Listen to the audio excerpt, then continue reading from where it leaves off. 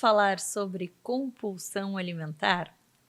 Como que a gente pode trabalhar essa situação? Eu trouxe aqui a Ronise, ela é psicóloga, ela trabalha com o método MDR e ela vai nos ajudar a entender um pouquinho mais sobre isso. Bem-vinda novamente ao Minuto Mamãe e Bebê. Muito obrigada. Quando a gente pensa na compulsão alimentar e traumas, existe uma possibilidade dessa compulsão alimentar estar ligado com alguma coisa lá do passado, da infância dessa paciente, desse paciente, e trabalhar isso para que não traga mais prejuízos no momento atual? Com certeza, Mari. Todos os nossos sintomas do presente, sejam eles compulsões alimentares ou qualquer outro, têm uma ligação com o passado, sim.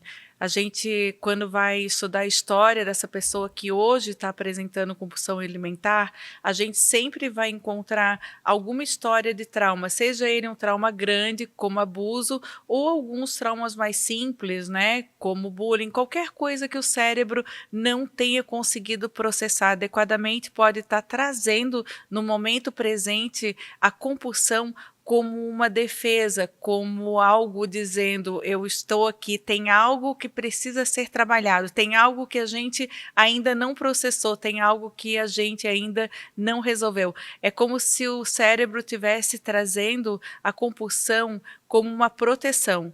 Então, o corpo e o cérebro daquela pessoa aprendeu que comer é como uma defesa. Então, quando acontece algo, né, no passado que não foi processado, é o que a gente chama de trauma. O trauma faz com que no presente esse cérebro, essa pessoa, se organize e interprete a realidade como se ela fosse ameaçadora. E aí esse cérebro ele vive ou em alerta ou em congelamento. E muitas vezes a comida significa isso, a comida traz essa segurança. Às vezes a gente vai também observar a história dessas pessoas e é muito comum perceber que tudo em torno dela na infância era um caos. A única coisa que tinha uma certa regularidade era a comida, porque comer a gente sempre come todos os dias. Então, nesse sentido de proteção, a compulsão alimentar também acaba tendo essa resposta. Olha como em pouco tempo assim, você trouxe tantas informações importantes. Às vezes as pessoas lutam a vida inteira, né, com a obesidade, com a compulsão alimentar, enfim, e fazem tratamentos, mas acabam sempre voltando aquele efeito sanfona que chama, Sim, né? sim. E às vezes se resolver lá no passado o que está causando tudo isso, esse sim é um caminho duradouro para sempre, né? Sem dúvida alguma, com certeza. A solução está em processar o que não foi resolvido, porque a gente acaba percebendo que não é uma questão de falta de disciplina, porque as pessoas elas acabam mantendo o comportamento compulsivo de forma sem querer. No automático, é um cérebro que está traumatizado e precisa resolver aquilo que não foi resolvido automático, que não foi resolvido de forma natural. Então, enquanto eu não resolver aquele sistema ali que ficou prejudicado, aquela memória que ficou disfuncional, o que que o cérebro faz? Repetição até eu conseguir resolver. Então, a compulsão alimentar, ela tem muito disso, é um comportamento repetitivo, onde o cérebro tenta resolver algo que foi traumático para ele, algo que não foi processado e continua trazendo essa defesa, essa resposta de proteção. E agora, nessa época do ano, verão, praia, piscina, as pessoas que sofrem de compulsão alimentar, obesidade, sofrem ainda mais nessa época do ano. Porque daí tá todo mundo indo pra piscina, tá todo mundo mostrando o corpo, tu não tá com roupas, né? E daí, às vezes, as pessoas acabam buscando umas dietas bariátricas, enfim, várias coisas. E seria uma opção fazer uma terapia realmente e no foco, né, de toda essa dor. Sem dúvida alguma, porque você bem falou, é dor, né? Eu posso até fazer uma cirurgia bariátrica, eu posso agora tomar as medicações do momento, as injeções, funciona? Funciona. Só que se eu não resolver a causa, ou eu vou mudar a minha compulsão para uma outra, ou eu vou repetir a mesma, de alguma forma. Então, se eu não resolvo aquela causa, eu consigo resolver, fiz uma cirurgia bariátrica ou tomei uma medicação de ponta, eu consigo emagrecer. Mas se a causa da compulsão está ali, essa compulsão vai se direcionar para um outro foco, né? Assim, muitas vezes na compulsão alimentar, a comida é um hiperfoco, é o foco da pessoa. Então o cérebro manda eu ter esse hiperfoco para eu me tranquilizar de alguma maneira, para eu me defender, para eu me proteger de alguma maneira. E aí pode ser que a pessoa passe esse hiperfoco para alguma outra tipo de alimento, ou tipo de bebida, ou droga, ou um comportamento de risco, ou jogos, enfim, a gente vê também a compulsão se modificando porque a causa da compulsão ainda não foi resolvida. Então, é uma forma do corpo repetir e do cérebro dizer: tem alguma coisa aqui que você precisa olhar, tem alguma dor, tem algo que não está solucionado ainda. Isso que você falou, eu vi um documentário de pessoas que faziam cirurgia bariátrica e assim que emagreciam, enfim, elas sentiam necessidade dessa compulsão de fazer alguma coisa. Só que elas não tinham espaço no estômago para comer. Elas compravam. Elas iam para a internet, para sites de compra e compravam. Sim. Compravam roupas, compravam cremes, compravam coisas que elas não precisavam, enfeites para casa, porque Isso. existia compulsão ali dentro daquele ser ainda. Exatamente, porque a causa continuava. Resolveu o sintoma, fez a cirurgia bariátrica, a pessoa não consegue mais comer, mas a causa da compulsão continuava. Isso quando as pessoas não adquirem comportamentos ainda piores do que a comida, né? Como é o caso do álcool, como é o caso dos jogos, gastos excessivos. Então, o importante, o fundamental é tratar a causa. Se existe uma compulsão, existe uma dor, existe algo que não foi resolvido e é fundamental que a gente resolva para que essa pessoa se liberte disso e tenha uma vida mais saudável. Eu adorei entender um pouco mais sobre esse assunto e saber como o EMDR pode mudar a vida das pessoas. Obrigada por compartilhar conosco e até a próxima. E eu que agradeço. Até.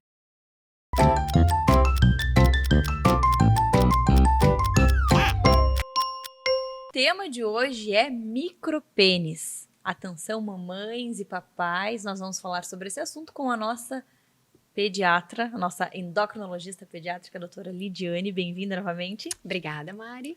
É um assunto que leva muitas mães de meninos até o consultório, né? Sim. Então, o que a gente precisa saber sobre esse assunto? Tá. E é um tema que está muito na mídia, né? Se vocês olharem, de vez em quando algum influenciador, né? Alguém da profissional da área da saúde comenta sobre o tema.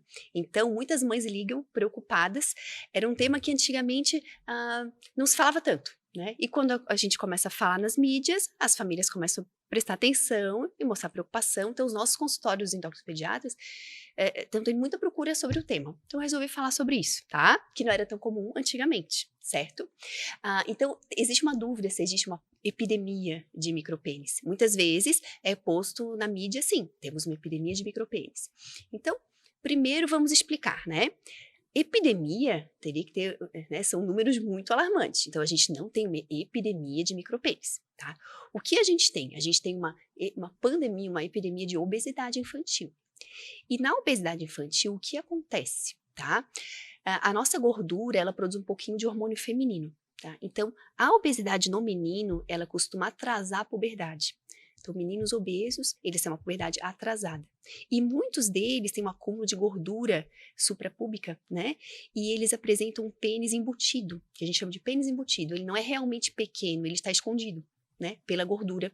E como são meninos que muitas vezes têm um atraso de puberdade, às vezes chega ali na fase dos 12 anos, né, 11, 12 anos, em que os outros meninos já estão com a puberdade em evolução e eles ainda estão ali nessa parte mais infantil, né? Então aí chama a atenção dos pais. Puxa, o que é que está acontecendo? Então fica diferente mesmo, né? E eles acabam procurando a gente. Então, nem sempre vai ser um micropênis verdadeiro. Às vezes a gente tem apenas um pênis embutido na gordura, então um pênis escondido, um pouco menor, numa criança com uma obesidade que tem um certo atraso da puberdade. Não quer dizer que esse menino não vai ter uma evolução, né? Muitos deles, depois, eles vão evoluir, a puberdade vai vir, eles vão evoluir, o pênis vai desenvolver, e principalmente se eles combater essa obesidade, aquela gordurinha localizada vai diminuir também e a gente vai ter a normalização do quadro. Então, esses meninos nem precisam de tratamento. E esses nós temos tido muito, né? Tá? Então, temos que diferenciar o micropênis verdadeiro desses quadros de pênis embutido, tá? O micropênis verdadeiro é um pênis realmente bem pequeno. Existem tabelas, gráficos, né, para todas as idades, desde que o menininho nasce até a idade adulta, do tamanho normal, do desvio padrão, porque essa é uma questão também, gente. A gente tem um gráfico, tem a média normal, a gente tem um desvio padrão um pouquinho a mais e um pouquinho a menos, né? Essas diferenças são normais. E hoje, com a mídia, a gente tem muita cobrança, né? No homem aparecer, né? Então, essa parte do órgão sexual masculino, eles, né, chama atenção e para eles isso é muito importante. Então, às vezes, a gente não tem um micropênis, a gente tem um pênis um pouco abaixo da média, mas dentro da normalidade, que pelas cobranças da mídia, né, a família se preocupa. Então, a gente também sempre, quando vem na consulta que a gente vai avaliar, a gente vai fazer a medição, a gente vai colocar ali no gráfico, na tabela, e vai realmente avaliar se é um micropênis, porque o micropênis realmente ele é bem pequeno. Inclusive, o micropênis, quando a gente mede realmente que a gente tem um tamanho bem menor, a gente tem que investigar essa criança, porque ela pode ter várias causas, o micropênis, né? A gente pode ter uma alteração genética, né? Uma alteração realmente hormonal, uma genitália ambígua, a gente pode ter tido exposição a algum produto intraútero, né? Que fez ocorrer essa falta de virilização no menino. Então, a gente tem várias causas. Sempre vai ter que ser investigado quando a gente tem realmente um micropênis. Principalmente se a gente tem outras alterações juntas. Por exemplo, às vezes a gente tem um menino que tem uma hipospádia. A hipospádia é a aberturinha da uretra, onde o menino urina, fica bem na pontinha do pênis. E às vezes ela está localizada em outro local. Então, ele nasce com, né, um defeito, vamos dizer ali, local. Se a gente tiver também uma criptorquidia, que é quando o menino nasce com um dos testículos fora da bolsa, né, às vezes não é palpável, tá? Então, se a gente tiver outras alterações ali, outras malformações associadas com micropênis, geralmente são indícios de alguma doença mesmo, alguma alteração hormonal que vai ser investigada com o endocrinopediatra, tá? E, né, independente da causa, a gente tem tratamento, tá? E o tratamento é o ideal, né, que a gente procure ainda na infância. Por quê? Tá essa dúvida? Porque quando o menino já passou pela puberdade, já está na fase adulta, o número de receptores para o hormônio masculino ali no local, ele diminui. Então, a resposta ao hormônio, que o tratamento né, com o próprio hormônio masculino, a resposta diminui um pouco. Já na infância, como a gente tem um número maior desses receptores, né, o corpinho vai receber aquele hormônio externo e vai responder mais. Então, a gente sempre orienta, claro, se você nota algo diferente, procure ainda na infância, não deixe, não vai esperar, né? Uma outra questão, como tem se falado muito sobre micropênis na mídia, muitos pais ficam procurando os valores de normalidade. Eu vou medir o pênis do menino em casa. Cuidado para uma criança maior, né, que já entende, você ficar falando isso na frente do menino. Porque às vezes vai causar um constrangimento, né, e às vezes a criança nem tem nada, né, e vai ficar com aquilo, né, na cabecinha. Então, cuidado, assim, eu não oriento os pais a fazerem medições em casa. Se procurarem no meu Instagram, tem lá os valores de normalidade para a idade, os valores de micropênis. Como eu disse, cada faixa etária tem o seu tamanho, né? Mas medir uma criança que já entende, uma criança maior, eu não oriento. Se você acha que está diferente, procura o seu pediatra. Se ele também achar, procure o pediatra, que é o especialista, que a gente daí vai na consulta, né? Ele junto com o exame físico vai avaliar. Mas cuidado para não ficar falando isso na frente da criança, porque pode gerar uma queixa, depois às vezes nem tem nada. Então, eu sempre oriento, cuidado com isso. A gente tem às vezes tem profissionais até nas mídias falando sobre isso, como você deve medir, né? É uma dúvida que aparece no meu Instagram. A gente sempre mede com o pênis tracionado, né? Claro, a criança, ela não vai ter muita questão da ereção, né? Do adulto. Então, a gente utiliza uma régua, ou mesmo aquele abaixador de língua, vocês vão ver no consultório, a gente tem que tracionar, né? Se é um menino obeso que tem um pênis embutido, a gente, quando traciona, a gente vê que o pênis é maior, né? E a gente vai fazer a medida, né? Com o pênis tracionado, tá? Mas não oriento fazer isso em casa. Tá? Claro, uma criança muito pequenininha, mas criança que já entende, evitem, né? Para não trazer um desconforto ali, tá? Para esse menino. Tá? Olha quanta informação maravilhosa, eu adorei. Se você tem um menino em casa, se você desconfia, vamos utilizar um pouquinho do que a doutora falou, não vamos deixar esse menino numa situação constrangedora. Uma coisa é o médico fazer, né? Sim, sim. Enfim, obrigada por compartilhar tanto conhecimento conosco e até a próxima. Até a próxima, pessoal.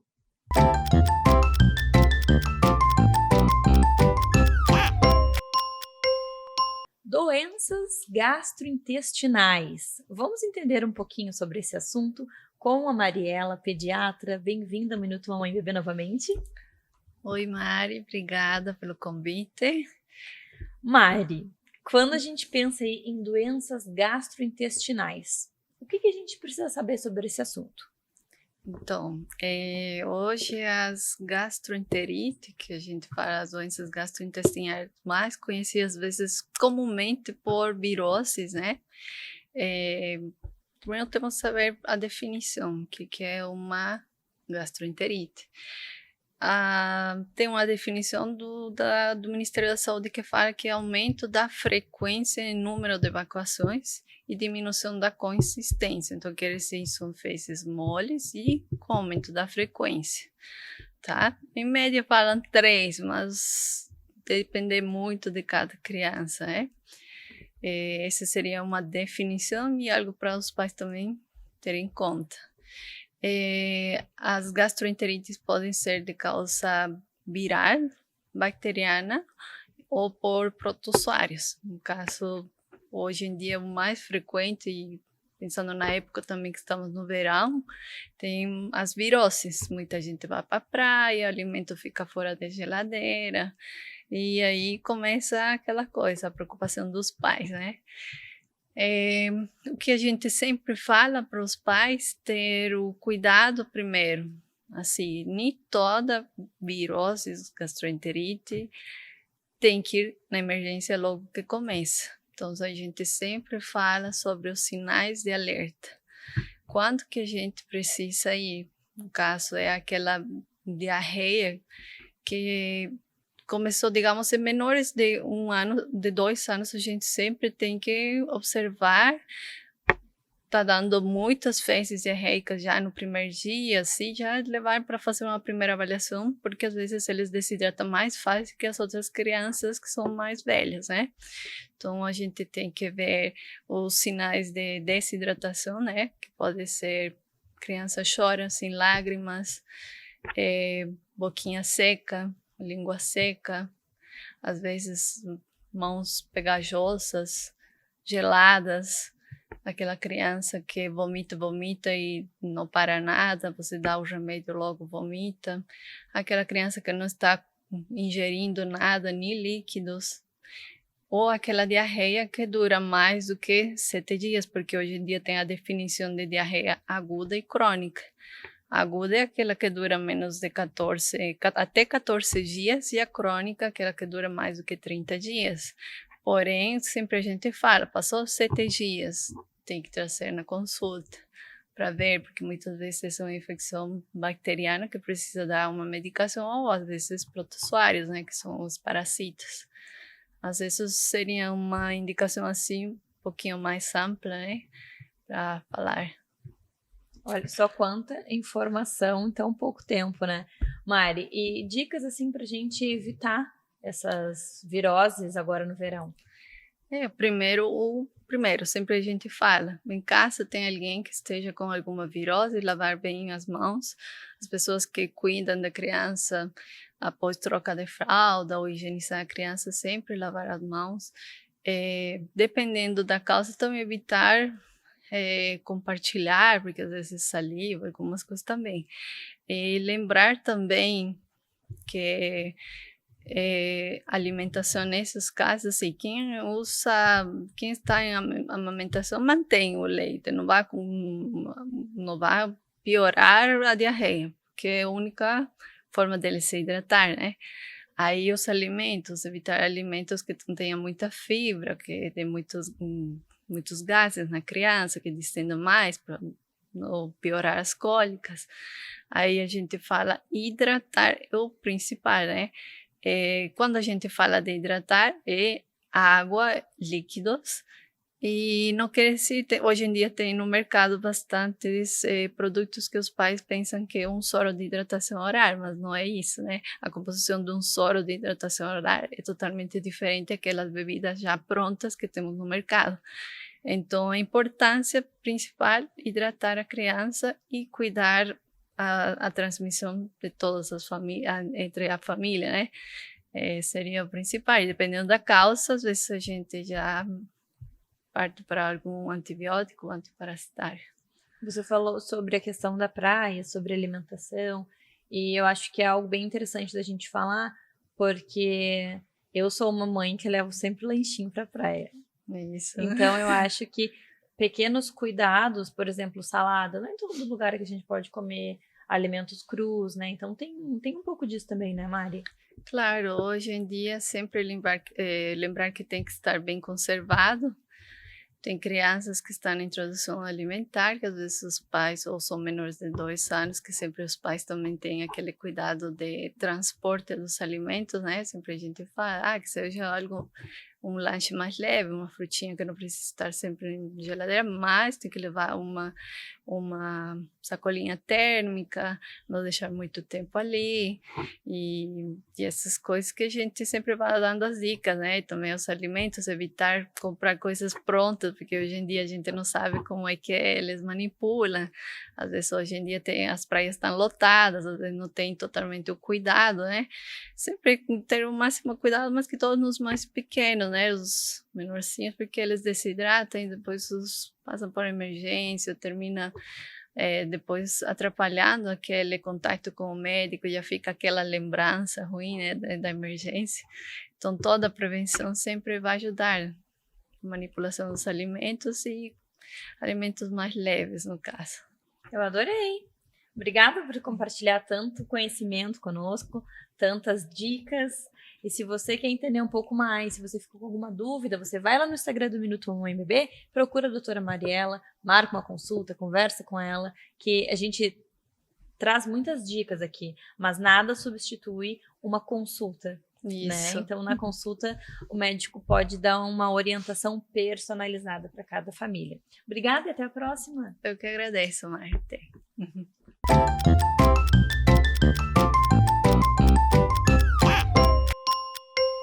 Fórmulas especiais na alergia à proteína do leite de vaca. Óbvio que a nossa gastropediatra vai nos explicar tudo sobre esse assunto. Bem-vinda novamente. Obrigada, Mari. O que precisamos saber, então, sobre essas fórmulas especiais? Então, o que acontece? Quando o bebê, já viemos aqui para falar da dieta materna, mas quando o bebê usa uma fórmula, ele não pode ser amamentado ao peito, ou está em complementação, uma criança que precisa de um reforço além do leite materno, a gente precisa usar uma fórmula especial, que não é uma fórmula igual às fórmulas de segmento que a gente tem disponível. Por que isso gera dúvida? Porque eu tenho várias opções. Então, e às vezes os pais ficam confusos e é interessante saber o que eu tenho, quais são os tipos de fórmula e de que maneira, em geral, o pediatra que vai conduzir. Mas, eventualmente, no primeiro momento, os próprios pais compram essas fórmulas. Então, que fórmulas que a gente tem quando a criança é alérgica e precisa de complementação? A gente tem 3 opções. A gente tem fórmulas de hidrolisado de proteína, fórmulas de aminoácido, a carinha dela, por isso que eu vou te explicar, e fórmula de soja, tá? Então, o que seria isso? Imagina que a proteína do leite de vaca é como se fosse um pão, tá? E o meu organismo está reconhecendo aquilo ali e eu vou tentar fazer com que ele se torne outro alimento que ele não vá reconhecer e não vá, então, reagir. Então, o hidrolisado de proteína é como se eu transformasse esse pão inteiro em migalhas. Então, pequenos fragmentos da proteína grande, que daí o meu sistema imunológico não vai reconhecer e não vai reagir. Dentro dessas fórmulas, a gente tem em mercado o Pregomin, o Alfarré, e a gente tem 2 opções que tem lactose, que é o Aptamil-Pept e o Altera. Por que isso é importante? Essas questões tem lactose, não tem lactose? Porque a lactose eu só vou poder usar no bebê alérgico, naquele bebê que não tem diarreia. Então, eventualmente, eu recebo o paciente que a família comprou uma fórmula com lactose e acaba piorando a diarreia, mas é porque o açúcar do leite, se o intestino está muito machucado, ele pode fazer, sim, um quadro de diarreia. A fórmula de aminoácido é como se eu transformasse aquele pão em farinha. O sistema imunológico já não reconhece. Quando a gente olha uma farinha, se não tiver escrito farinha do que é, eu não sei do que veio aquilo ali. Então, a chance de ter reação é muito menor. E, por fim, eu posso ter a fórmula de soja. Essa fórmula de soja a gente usa em geral em criança mais velha, acima de pelo menos 6 meses. E a gente não é a primeira escolha, porque a soja também é um alimento alergênico. Então, ela pode causar reação, então a gente acaba preferindo essas outras fórmulas, até porque essas fórmulas, conforme o local onde a criança mora, ela tem o direito de receber pela Secretaria de Saúde. Olha quanta informação, porque realmente se os pais não têm alguém para indicar, não tem um local para pegar essas informações, pode prejudicar muito a saúde da criança, né, Camila? Sim, e até uma questão importante, assim, doutora, eu posso usar leite de coco? Eu posso usar leite de castanha? Eu posso usar esses leites vegetais? A resposta é, para uma criança em crescimento e desenvolvimento, nesses primeiros meses e anos da vida, a gente tem que usar fórmula. O que é a fórmula, né, Mari? É a indústria tentando deixar um alimento mais parecido possível com o leite materno. E a gente percebe essa questão de crescimento até científico da indústria, existe um interesse, claro, mas que a gente se assemelha ao leite materno. Então, o leite vegetal, em geral, ele não vai ser semelhante, e até em questão de quantidade de proteína, dos nutrientes, e a questão mais importante, Mari, que é o cálcio. Então, a gente precisa pensar nisso. Por mais que eventualmente seja acrescentado cálcio nesses leites vegetais, ele não é biodisponível da forma que uma criança precisa para crescer e para ter a formação dos ossos. Então, por isso que a gente não orienta leite vegetal. E é muito comum os pais, né? Não, vou fazer em casa o leite. Não é um leite. Não é uma fórmula. Então, para um bebê pequenininho, um bebê em crescimento, no momento que ele não tem a oportunidade de ser amamentado, ele precisa receber uma fórmula adequada para poder crescer e garantir que eu não tenha outro problema, além da alergia à proteína do leite de vaca. E esse bebê, ele precisa ser acompanhado, obviamente, né? Todos os bebês são acompanhados por pediatra, mas ele vai poder um dia tomar um leite de vaca sem ser essa fórmula especial?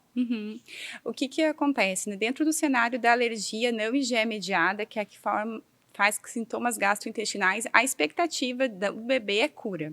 É tolerância à proteína do leite de vaca. Então, metade melhora no primeiro ano de vida e conforme ele vai crescendo, ele vai desenvolvendo uma tolerância. Por isso que a cada 6 meses, o bebê precisa, sim, de um acompanhamento. A maioria das crianças podem ser acompanhadas pelos seus pediatras. Os casos mais graves, a gente orienta que seja acompanhado em conjunto com o especialista, porque a cada 6 meses, em geral, a gente reavalia essa questão, se ele já é tolerante ou não à proteína do leite de vaca. Então, a expectativa dessa criança é sim, que a não ser que seja uma criança mais alérgica, que seja alérgico a outros alimentos, que tenha uma alergia IgE mediada, que é aquela que faz urticária e anafilaxia, esse cenário é o cenário de uma criança que muitas vezes vai continuar alérgica até a sua vida adulta. E dessa criança nunca vai poder ter contato com alimentos que tenham a proteína do leite de vaca. Isso é muito forte para dizer, né? O que acontece? Até 6 anos de idade, em geral, a gente não indica imunoterapia, e isso vai para outra especialidade. Mas, bem da verdade, a gente está em franco desenvolvimento, né? Então, existe outras terapias, existe a possibilidade de imunoterapia. Então, não dá para dizer que não vai conseguir, mas depende muito de cada caso e desse olhar, assim, como alérgica essa criança é, ela tem outras doenças alérgicas, outras manifestações. Eu adorei. Muito bem. Obrigada por trazer todas essas informações tão importantes e até a próxima. Obrigada, Mari.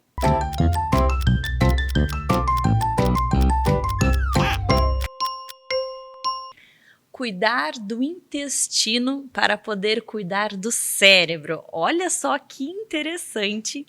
A doutora Isabela vai trazer mais informações para nós então sobre esse assunto. Achei ótimo esse tema. E qual é essa relação, então, intestino e cérebro? Conta tudo para nós e bem-vinda novamente. Obrigada, Mari. Esse tema é tão importante porque ele tem uma relação no viés da nutrologia, né, e da medicina do estilo de vida, nas quais eu trabalho.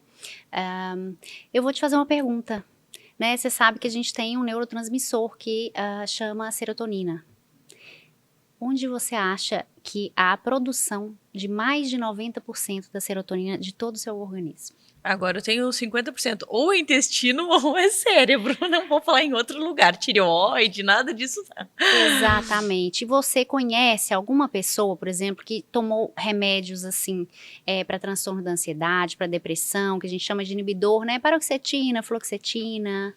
Conheço várias. Exatamente. O que esse remédio faz, né? As pessoas pagam caro, né, para se tratarem, para usar recursos farmacológicos muito importantes e necessários, tá? Eu também faço prescrições quando são necessários, mas esse remédio ele nada mais faz do que deixar mais serotonina biodisponível. Ele inibe a recaptação da serotonina. Para uma pessoa que obviamente tem um transtorno, né, às vezes de tipo depressivo, enfim, algumas outras também, mas o que a gente mais conhece é a questão da depressão, para que essa pessoa tenha mais serotonina biodisponível e possa gozar desses efeitos, né? Serotonina a gente chama de uma das moléculas do aqui e do agora, que dá, né, alterações do humor de forma prazerosa, atenta, ajuda a gente a manter o foco, né? Então, a pergunta que eu te faço é, se o seu intestino produz mais de 90% de toda a serotonina que está no seu organismo, por que a gente não cuida dele? Né?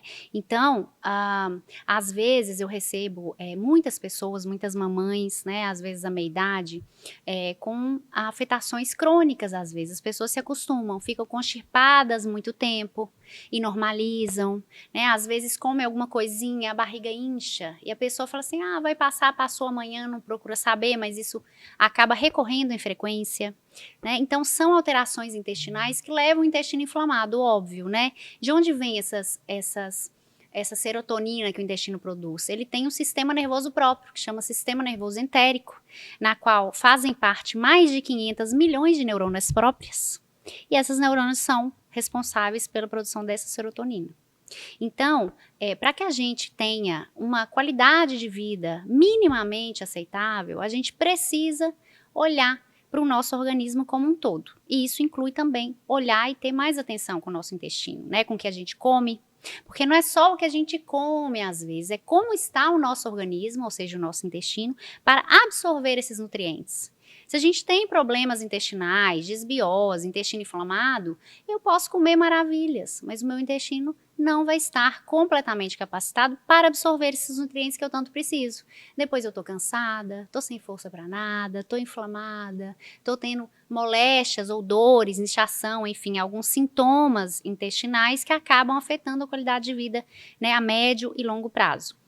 Então, esse tema ele é bem relevante, porque hoje a gente sabe que existe o que a gente chama de gut and brain axis, que é eixo intestino-cérebro. A gente sabe que não há só uma aferência do cérebro para os órgãos. A gente sabe que a nível de intestino e cérebro a gente tem comunicação bidirecional, né? Então, tanto impulsos cerebrais fazem aferência a nível de intestino, quanto o intestino influencia nos temas cerebrais, né? Então, eu acho importante a gente começar também a abrir essa perspectiva de entendimento.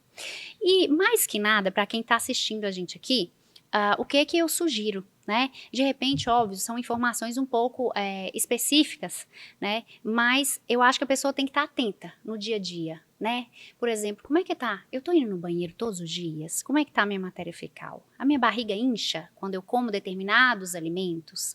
Eu tenho muitos flatos? Tenho poucos flatos? Me custa soltar e eliminar flatos, né?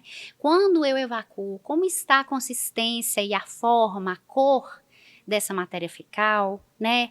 Quando eu ingiro alguns alimentos, sinto dor no estômago, dor na barriga, tá? Tem restos de alimentos na minha matéria fecal. Então, tudo isso são sinais importantes para as mamães, né, que estão em casa, para que elas estejam atentas e procurem a ajuda de um profissional de confiança. Né? Óbvio, a gente poderia conversar sobre várias outras interferências, né, nesse eixo cérebro-intestino, mas a gente hoje em dia sabe que realmente, se a gente cuida do nosso intestino, a gente está cuidando do nosso cérebro e da nossa saúde como um total. Então a gente precisa entender que ele é um grande órgão metabólico, né? E inclusive também produz neurotransmissores. Então, ela é muito importante e a gente deve fazer avaliações periódicas, né, da nossa saúde nutrometabólica para poder realmente estar em dia, né, com a nossa saúde intestinal. Quanta informação preciosa, e a gente começa a pensar em várias situações, porque às vezes a pessoa come algo gorduroso, né, querendo sentir prazer ali naquele momento, e aí depois vem aquela depressão pós-prato que a gente fala, né, porque realmente não foi algo que mandou algo positivo para o cérebro e começa a fazer toda aquela bagunça, e aí faz muito sentido tudo que você falou. Como que a gente bola aí um tratamento? Quanto tempo leva, assim, para fazer desinflamar, melhorar? Falando ainda da desbiose, que a gente sabe que tem um... Eu acho interessante esses aspectos que você mencionou, né? É super importante. Com relação aos temas de desbiose, a flora, há vários aspectos a se considerar, mas basicamente o recâmbio da flora do intestino geralmente dura em torno de 8 semanas. Então, partindo daí, esse seria o tempo mínimo indicado, mas há algumas outras desbioses que são severas, né? Então, geralmente isso poderia requerir um tempo maior de acompanhamento. E isso é feito também de forma integral, né? Não só dando medicação, mas a gente tem a possibilidade de fazer análise de microbiota, a gente tem possibilidade de fazer testes genéticos, tá? A gente tem possibilidade de fazer uma série de estudos que podem buscar quais são, né, esses transtornos inflamatórios intestinais que levam que a pessoa realmente sustente esse estado, né, de desbiose por tanto tempo. E óbvio, as causas são realmente assim múltiplas, né? Mas é preciso a gente estar atento e buscar ajuda, tá? Isso é um ponto muito importante a se considerar. Mas geralmente mínimo 8 semanas. Tá? Que legal. Obrigada, doutora, por trazer essas informações para nós, por dividir tanto conhecimento, trazer informação de qualidade mesmo para nós. E até a próxima. Que bom. Muito obrigada, Mari.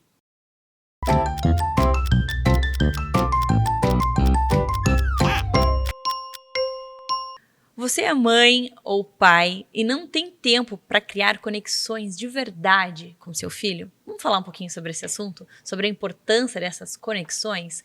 Stephanie, bem-vinda novamente, a nossa psicóloga. Oi, Mari, tudo infantil, bem? Um prazer. Integrativa. É um prazer imenso estar aqui de novo com você. Então, para quem não me conhece ainda, eu sou Stephanie, eu sou psicóloga infantil integrativa, orientadora de pais e mentora de pais separados. E hoje eu quero trazer algo que eu escuto muito no consultório, que é: Stephanie, eu quero estar mais próxima do meu filho, eu quero me conectar, mas eu não tenho tempo, eu trabalho, eu estudo, eu tenho 2, 3 trabalhos, como é que eu faço isso? Então, a primeira coisa que eu quero dizer é que conexão, ela não está relacionada a tempo, quantidade de tempo, em sim qualidade. Então, eu vou trazer alguns exemplos práticos, até que eu mesmo faço com meu filho em casa, e que pode ajudar. Claro, cada família tem a sua rotina, tem a sua particularidade, então, são ideias e vocês podem estar adaptando, né? Às vezes uma família ela pode passar um dia inteiro com uma criança e ela não criou nenhuma conexão, ela não criou nenhuma memória, ela não criou nada, porque ela está completamente envolvida, né, nas suas atividades, nas suas tarefas. Então, como é que a gente pode fazer isso? Olho no olho, algo tão simples, né? Mas a gente está tão acostumado a estar olhando para baixo, né, para a tela do celular. Então, na hora que o seu filho chegou, na hora que você está, aqueles segundos, né? São pequenos segundos onde você olha no olhinho do seu filho, da sua filha e fala: oi filho, tudo bem? Como é que você tá? Dá um bom dia, né? Então são segundos que você tá gastando, né? Vamos dizer assim, injetando ali na sua criança. Perguntar como é que foi o dia. Nos momentos do banho, vocês podem ter alguma conexão, rotinas. A criança, ela gosta e precisa muito de previsibilidade. Falar para a criança o que vai acontecer. Na hora que você entregou ela na escola, olha, o pai e a mãe vai trabalhar ou vai, né, fazer tal atividade, eu volto para te buscar. Claro, a gente sabe, eu vou voltar, mas para a criança, às vezes, isso não está muito claro. Ela precisa ouvir, né? Então, é o falar. Eu faço uma prática com meu filho que é bem interessante. A gente gosta muito do aromaterapia. Então, quando a gente vai dormir, eu peço para ele escolher, né? Então, eu dou geralmente 2 opções para ele cheira e a gente escolhe qual que a gente vai colocar ali para a gente dormir naquele momento. é um momento de conexão, onde ele está participando e onde a gente está organizando o nosso dormir. Quando a gente deita, eu falo para ele, filho, esse aqui é o melhor momento do meu dia, porque realmente para mim é o meu melhor momento. Então, para ele saber que tá ali com ele, deitado, para fazer ele pegar no sono, é um momento importante, né? Então, você dizer, olha, eu gostei muito de estar com você, eu tô com saudade, eu fiquei com saudade. Então, às vezes ele me pergunta, por quê? Eu falo, ué, porque eu gosto de você e eu senti sua falta hoje, né? Então, são pequenas formas da gente estar demonstrando para o nosso filho que a gente está presente, a gente está por inteiro. A criança veio mostrar alguma coisa, a gente está ocupado fazendo alguma tarefa da casa, resolvendo alguma questão, para aqueles segundos, olha o que ela está te mostrando. Não é pelo que ela está mostrando, é os segundos de atenção que você está dando. Ela está pensando, opa, a minha mãe, ela tá me vendo, ela tá me ouvindo, eu sou vista quando eu falo com a minha mãe. Então é essa mensagem que a gente está dando para o cérebro da criança, que é um cérebro que está totalmente em construção, né? Ele é totalmente ainda imaturo e a gente está ajudando nesse percurso todo, né? Então aqui eu quero dizer para vocês principalmente é isso, a presença, ela é feita de segundos, né, e não de horas muitas vezes. Você pode dedicar horas, maravilha, mas se você não puder, que esses segundos, esses minutos que você tem com a sua criança, que eles tenham realmente, sejam de qualidade, né. O que também eu acho bem interessante a gente trazer é a gente ter práticas ritualísticas, vamos dizer assim. Então, vai dormir, é um beijinho na testa, ou na hora de dar um tchau, é aquele abraço, acalmar a criança, aquele colinho, sabe?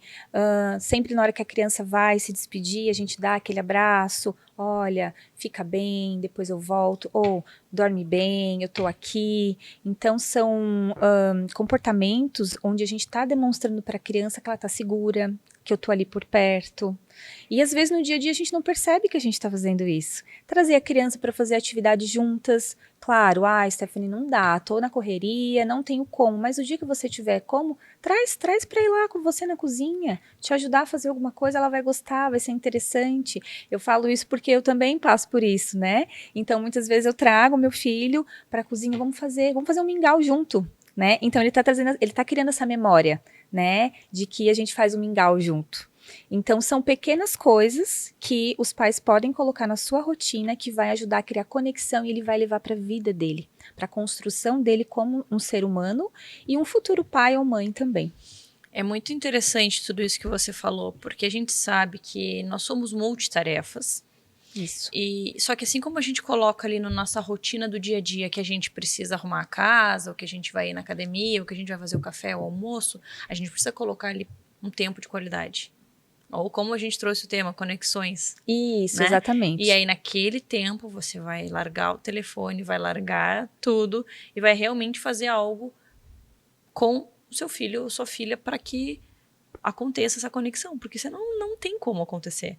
Com a rotina corrida do dia a dia, como que, né?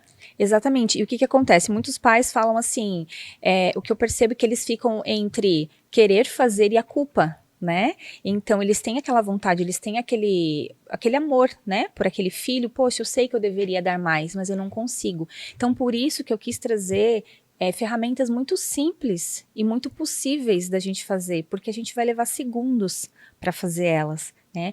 E o abraço, por exemplo, o abraço, ele é comprovado cientificamente que ele é um regulador emocional. Então, se você segurar o seu filho ali, quem não gosta, né, de um abraço? Então, são 10 segundos mesmo. Então, você segura ele por aquele 10 segundos, sabe? Aquele abraço, assim, que você sente, é o cheiro, é o toque. Na hora do banho, pode-se criar algumas também brincadeiras específicas. No carro, alguma música, vai levar na escola, vai levar em algum lugar, ter a música, né, da família, contar como é que foi o seu dia, o que você fez, o que você comeu. Então mostra esse interesse e é coisas que você consegue fazer dirigindo, arrumando alguma coisa, né, que você consegue dividir a sua atenção. E a criança, ela vai dizer, opa, eu fiquei longe o dia inteiro do meu pai e da minha mãe, mas quando eles estão comigo, eles estão comigo. Nem que seja um pouquinho, né? Então, se você tem ali aquela 1 hora junto com a sua criança, entre chegada, organizar tudo, até fazer dormir, então, às vezes, daquela 1 hora você ainda consegue tirar mais um pouquinho, né? E aí, realmente fazer valer essa presença, né? Essa presença tão importante que a gente tem falado. Quantas dicas importantes, com certeza vou colocar várias coisinhas aí no meu dia a dia, várias eu já faço. Legal. É bem isso, como você Ótimo. fala assim, no carro, a música, na hora do banho, Isso. antes de você dormir. Então, mas a gente sempre pode melhorar um pouquinho mais, né? Com certeza, com certeza. E se os pais precisarem de auxílio, eu tenho consultório no Campeche, no Eco Saúde Integrativa. Então, é um espaço, né, todo pensado e sonhado para atender da melhor maneira as crianças e as famílias. Que legal. Obrigada, querida. Até a Obrigada. próxima. Até a próxima.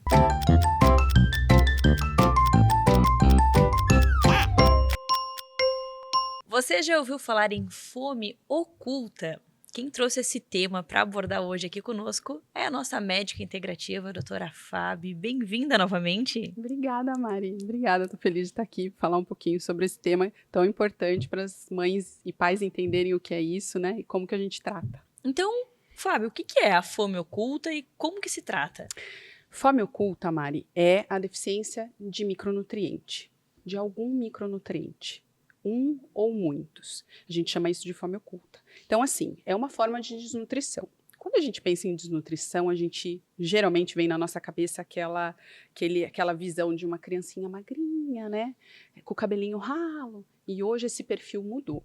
Tá? A gente tem hoje desnutrição em todos os tipos de perfil de criança, nas magrinhas, nas que têm baixo crescimento, estão com a baixa estatura para a idade, nas que têm sobrepeso e obesidade. Por quê? Porque hoje a gente vê que existe uma desnutrição na alimentação.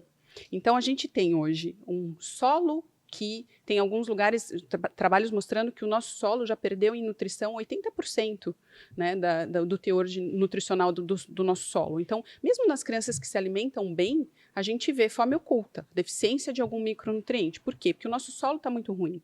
Não só o nosso solo, né? A gente tem um aumento do consumo de industrializados e ultraprocessados nos últimos 20 anos, e às vezes a gente nem percebe que a gente está usando. Vou te fazer um desafio. Quantas vezes você foi fazer um macarrão e você comprou tomate para fazer um molho, ou você comprou um molho de tomate no mercado? Nessa daí eu compro tomate. É? Eu não uso molho de tomate. Mas se a gente fizer essa pergunta para outras 100 pessoas, a gente vai ver que a maioria compra o molho pronto. E assim, dá a sensação de que você fez a comidinha em casa e de que é uma comidinha saudável. Então, o industrializado, ele entra na nossa casa sem a gente nem perceber. E as crianças estão em deficiência de micronutriente por conta disso, né? E isso é fome oculta. Então, você vai ter crianças magrinhas, crianças eutróficas, que é aquela criança que tem um bom peso para a idade, e crianças sobrepeso e obesas que têm fome oculta, têm deficiência de micronutriente. Na verdade, hoje a gente fala que todo ser humano precisa de suplementação, né? Porque você não vai conseguir consumir tudo que você precisa. Então, você vai suplementar. E é isso que a gente faz hoje. Tem uma médica obstetra, professora maravilhosa, doutora Bruna Pitaluga. Ela fez um podcast esses dias e ela falou, olha, gente, nós estamos vivendo um momento do planeta Terra que todo mundo precisa de suplementação. Né? Então, eu concordo com ela, porque eu vejo no consultório que mesmo as crianças que se alimentam adequadamente estão em fome oculta. Ou está faltando zinco, ou está faltando vitamina D, ou está faltando ferro, deficiência de ferro, não precisa ser anemia, né? Ou está faltando magnésio, ou está faltando B12, B12 é muito comum. A gente tem altíssimas taxas hoje de deficiência de algum micronutriente na população infantil brasileira. Para você ter ideia, a USP fez um trabalho com todas as crianças que estavam internadas na UTI pediátrica deles, e eles mostraram que todas as crianças, 100%, estavam em deficiência de zinco. Zinco é elemento fundamental na produção de imunidade. Todas as crianças que estavam internadas estavam em deficiência de zinco. Então, a gente precisa corrigir isso. E os protocolos de correção pela pediatria funcional integrativa existem e a gente usa. Então, hoje, se você levar sua menina lá no meu consultório, a gente vai suplementar ela. Todo mundo ganha uma suplementação individualizada conforme o que a gente encontra nos exames. Sensacional, adorei, né? Eu amo esse universo integrativo e olha como é importante a gente ter esse tipo de informação, porque muitas pessoas não têm acesso a isso. E daí as crianças vivem hospitalizadas, vivem e é porque o básico não está sendo feito, né? Exatamente, exatamente. Então, assim, hoje a gente trabalha com protocolos, né, de suplementação, suplementação preventiva, suplementação para imunidade, suplementação para distúrbios globais do desenvolvimento. Tudo isso são protocolos que são específicos e individualizados. Eu vou olhar os exames das crianças e aí sim eu vou suplementar conforme a necessidade daquele ser. Porque nós somos todos diferentes, então não tem como eu criar um protocolo padrão para suplementar todo mundo, né? E tem mais ainda, tem nutrigenômica, né, que entra aí. Como é que essa criança absorve esse nutriente?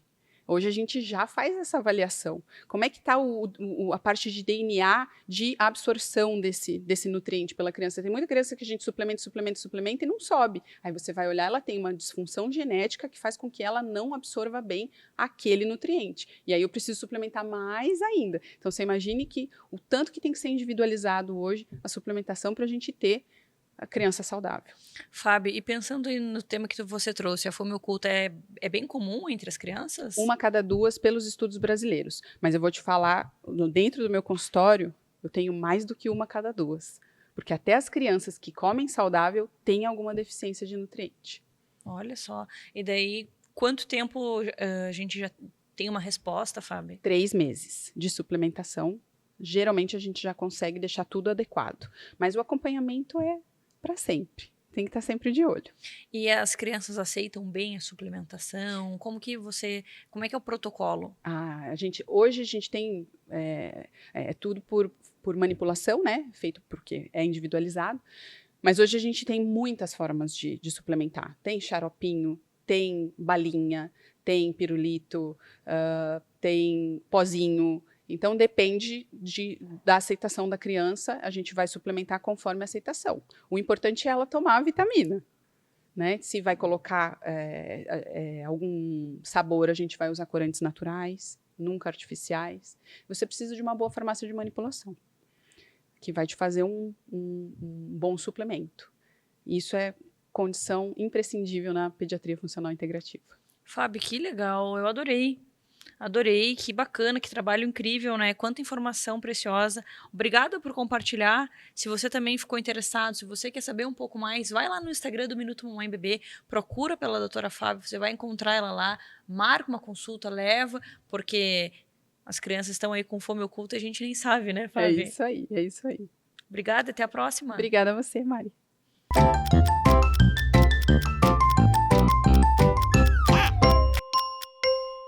O sono dos bebês e seus mistérios. Quem vai desvendar alguns desses mistérios é a doutora Ana Luísa. Bem-vinda ao Minuto Mamãe Bebê. Obrigada, Mari. Muito bom te receber aqui, aprender com você.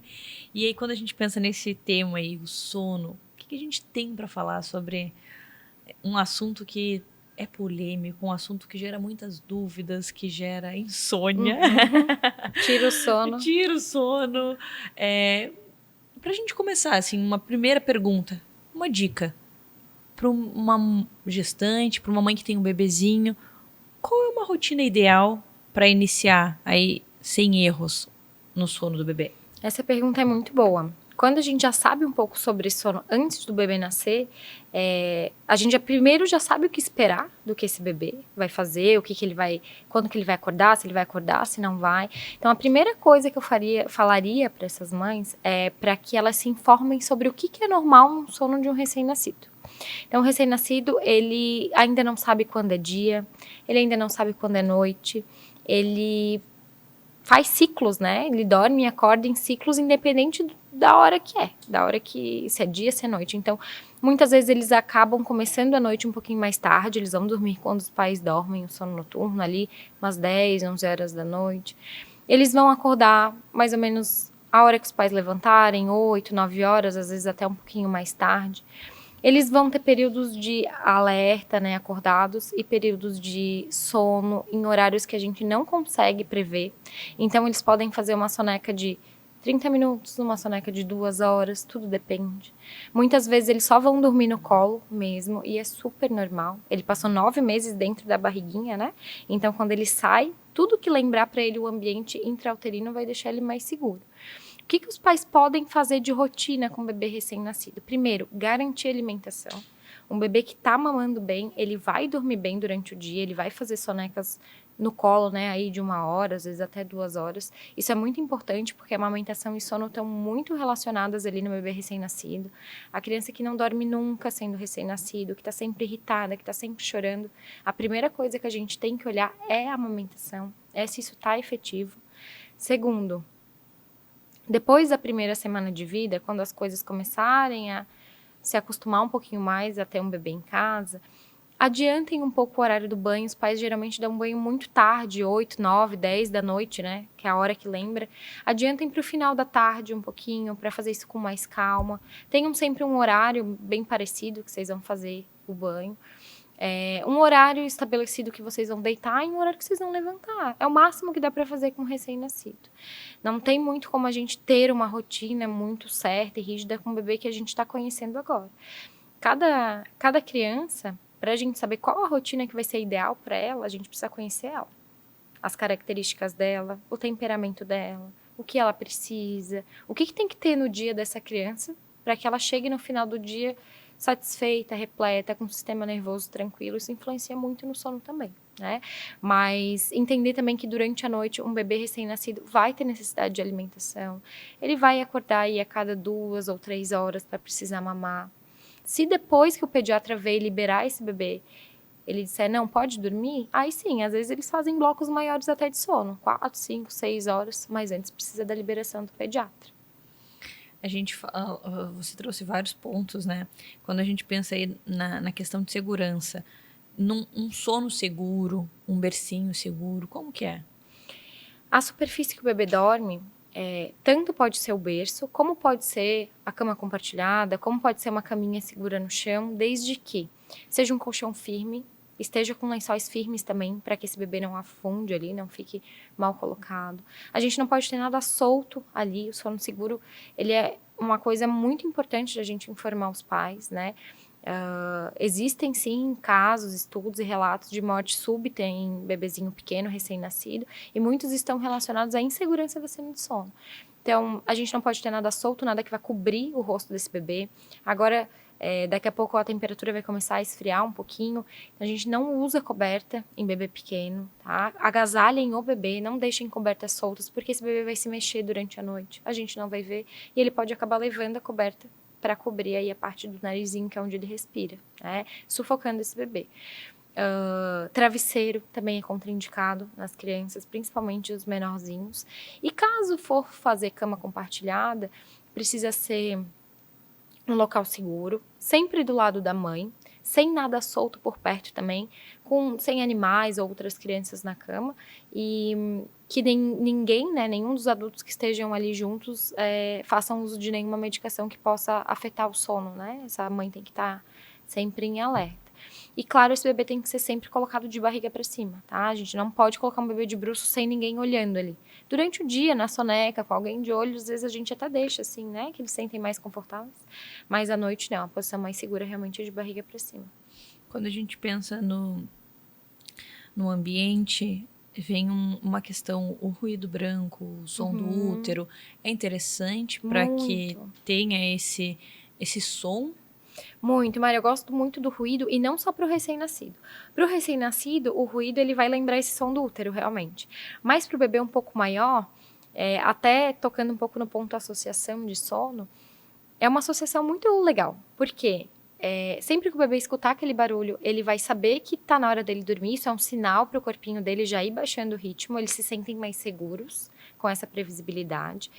Também ele faz uma cortina auditiva, então se tiver um cachorro latindo, cair uma panela na cozinha, acontecer alguma coisa, tende a abafar esse som. E às vezes os pais conseguem usar isso para o bebê fazer sonecas fora de casa. Então a gente consegue levar o celular, levar o aparelhinho, a gente cobre ali o carrinho, coloca em cima e acaba abafando o som externo. Se o bebê já é acostumado a isso, ele já está adaptado, é muito legal. Então eu indico o ruído para todos os bebês, assim. Claro que tem que ser um ruído agradável, né? Porque tem uns que são péssimos. Mas tem alguns que são bem agradáveis, tem outros tipos, né? Ruído rosa, por exemplo, que é bem legal. E é uma excelente associação, assim, ajuda muito. Ele não resolve o sono sozinho, né? Que aí os pais falam, eu já botei o ruído, eu já botei o óleo essencial de lavanda, eu já botei... Isso não vai consertar sono de ninguém. Ruído branco não dá sono. Mas ele ajuda muito a gente a criar um ambiente mais aconchegante. O que a gente espera de cada faixa etária, quando a gente pensa aí no sono? O que esperar do bebezinho, passando a idade, tempo que cada um dorme, a janela, que fica acordado? Saber o que esperar é uma das coisas que vai fazer os pais se sentirem muito mais seguros, né? Será que meu bebê tá errado? Será que tá certo? Será que o meu veio com defeito, né? Às vezes a gente até pensa, meu Deus, será que isso é normal? Então, saber o que esperar é muito importante. Para um bebê de 0 a 3 meses, depois de um mês, mais ou menos, né? Recém-nascido a gente conversou. A gente espera que esse bebê comece a organizar depois do primeiro mês já algumas sonecas, então ele vai fazer em torno de 4 a 5 sonecas. Eles ainda ficam um pouquinho tempo acordado mesmo, tá? Cerca de 45 minutos, mais ou menos, 40 minutos, alguns 1 horinha. E aí eles, depois de iniciar o sono noturno, vão ter esses despertares a cada 2h30, 3 horas. Vai ser mais ou menos isso até os 3 meses, tá? Entre os 3 e 6 meses, a gente passa por um processo de amadurecimento do ciclo de sono. Então, começa a aparecer vários ciclos. E é quando o bebê pode começar a despertar mais vezes em cada ciclo.